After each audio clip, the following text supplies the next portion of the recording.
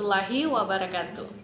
Hello guys, my name is Rosnani. You can call me Ani. I'm from Jeneponto. Okay, I will explain some important points related to basic social cultural science lesson. Jadi guys, kali ini saya akan menjelaskan beberapa poin penting terkait materi dari pelajaran ilmu sosial budaya dasar. Dan sebelum itu, jangan lupa like dan subscribe video dari saya, karena satu like dan subscribe dari teman-teman sekalian sangat bermanfaat bagi saya. Dan mari kita saksikan videonya. Let's watch the video.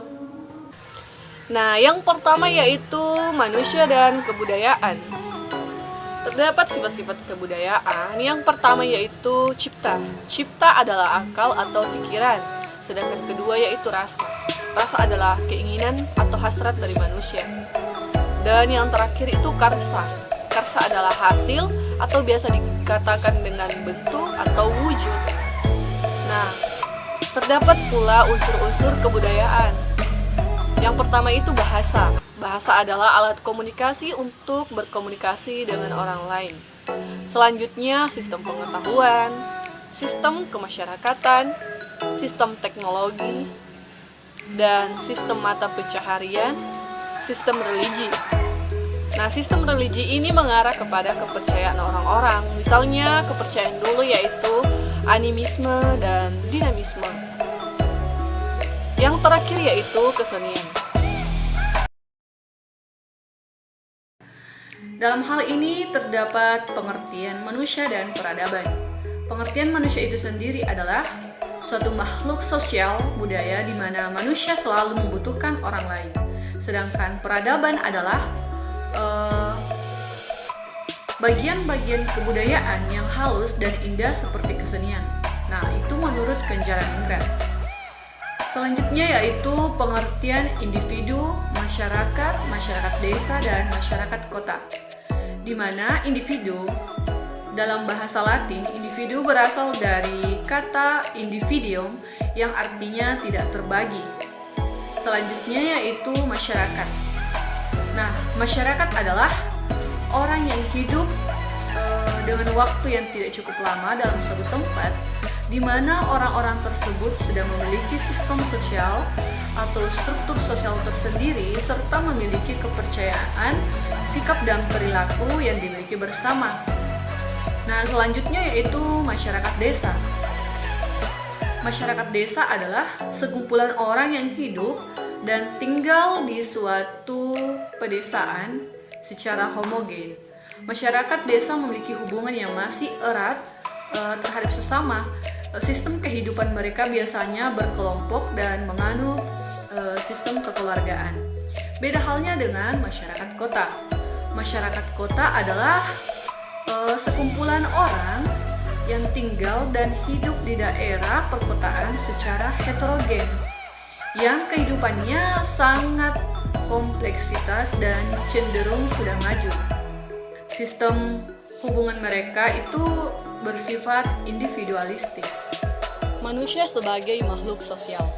Manusia dikatakan sebagai makhluk sosial karena pada diri manusia terdapat dorongan untuk berkembang atau berinteraksi dengan orang lain. Selain itu, ada pula pengertian interaksi sosial. Interaksi sosial merupakan hubungan timbal balik antara individu dengan individu, individu dengan kelompok, dan kelompok dengan kelompok. Selanjutnya, stratifikasi sosial. Stratifikasi sosial adalah pembagian kelompok masyarakat ke dalam kelas-kelas, susunan dan lapisan tertentu, mulai dari kelas bawah, kelas menengah, dan kelas atas. Ada pula sifat-sifat stratifikasi sosial. Ada beberapa sifat stratifikasi sosial. Yang pertama, stratifikasi sosial tertutup. Yang kedua, stratifikasi sosial terbuka. Dan yang ketiga, stratifikasi sosial campuran. Nah, selanjutnya manusia, nilai, dan moral. Manusia. Secara istilah, manusia dapat diartikan sebuah konsep atau sebuah fakta. Bisa juga dikatakan sebuah gagasan atau realitas. Bisa juga dikatakan sebuah kelompok atau genus, atau seorang individu. Banyak tanggapan. Dan yang kedua, moral. Kata moral dalam bahasa Yunani sama dengan ethos yang menjadi etika. Makna moral yang terkandung dalam kepribadian seseorang itu tercermin dari sikap dan tingkah lakunya. Bisa dikatakan manusia yang bermoral adalah manusia yang sikap dan tingkah lakunya sesuai dengan nilai-nilai dan norma-norma yang berlaku di dalam sebuah masyarakat. Nah, selanjutnya manusia dan hukum. Hubungan manusia dan hukum terbagi atas beberapa hal.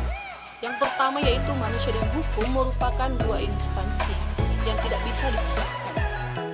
Yang kedua, pada ilmu hukum terdapat adugium ubi societ ibu jus, atau ada manusia di situ dan maka ada hukum di dalamnya. Yang ketiga, manusia berfungsi sebagai semen perekat bagi atau sebagai komponen pembentuk dari manusia yang disebut dengan masyarakat. Nah, manusia dan agama. Pengertian manusia secara umum. Manusia merupakan makhluk yang berada di tempat paling tinggi rantai makanan. Sederhananya, manusia adalah makhluk yang diberi akal pikiran. Sedangkan agama adalah sistem yang mengatur kepercayaan dan kepribadatan kepada Tuhan yang Maha Kuasa, serta tata kaidah yang berhubungan dengan budaya dan pandangan dunia yang menghubungkan manusia dengan tatanan kehidupan. Selain itu, ada pula fungsi agama terhadap kehidupan manusia. Nah, ada beberapa. Yang pertama yaitu agama sebagai sarana pendidikan, agama sebagai sarana untuk keselamatan, agama sebagai jembatan perdamaian dunia, agama sebagai alat untuk sosial, dan agama juga sebagai jenjang hidup yang baru, agama sebagai tempat untuk berinteraksi, dan yang terakhir adalah agama sebagai identitas diri. Selanjutnya, manusia dan kesederajatan. Kesederajatan atau sering disebut dengan kesetaraan, di mana kesetaraan manusia bermakna bahwa manusia sebagai makhluk Tuhan memiliki tingkat atau kedudukan yang sama. Di hadapan Tuhan, manusia memiliki kesamaan derajat dan kedudukan. Yang membedakannya hanya tingkat ketakwaan terhadap Sang Pencipta. Sedangkan di sisi lain, terdapat unsur-unsur manusia dan kesederajatan. Yang pertama itu suku bangsa dan ras, kedua agama dan keyakinan, ketiga ideologi dan politik, dan yang terakhir kesenjangan sosial.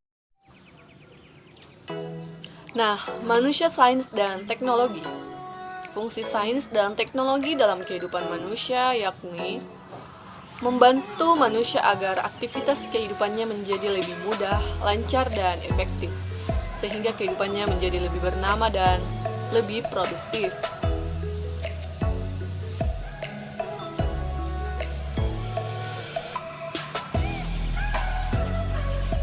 Next, manusia dan kesenian. Menurut Kamus Besar Bahasa Indonesia atau sering disingkat dengan KBBI, seni adalah keahlian membuat karya yang bermutu, dilihat dari segi kehalusannya, keindahannya, dan lain sebagainya. Terdapat pula peran seni bagi manusia. Ada beberapa, dan yang pertama yaitu kesenian sebagai pembentuk peradaban manusia. Yang kedua, kesenian sebagai kebutuhan hidup, dan yang terakhir, kesenian sebagai kebahagiaan hidup. Terdapat pula macam-macam seni, yaitu pertama, seni rupa, kedua, seni musik, ketiga, seni teater, keempat, seni tari, dan yang kelima, seni sastra. Nah, manusia, sains, dan lingkungan. Hubungan manusia dan lingkungan itu sangat erat, yakni manusia memperoleh makanan, kayu untuk membuat tempat tinggal dari alam. Maka dari hal itu manusia juga harus membalas kebahagiaan alam dengan cara tidak merusaknya atau merawatnya dengan baik dan melestarikan alam agar kita dapat menikmatinya untuk kedepannya.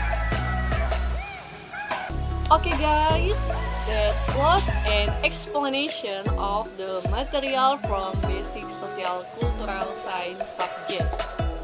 Thank you for watching my video. Don't forget to like and subscribe because one like and subscribe from you really help me. Jadi terima kasih untuk teman-teman sekalian yang telah like dan subscribe video saya, karena satu like dan subscribe dari teman-teman sekalian sangat membantu saya. Sekali lagi terima kasih. See you. Wassalamualaikum warahmatullahi wabarakatuh.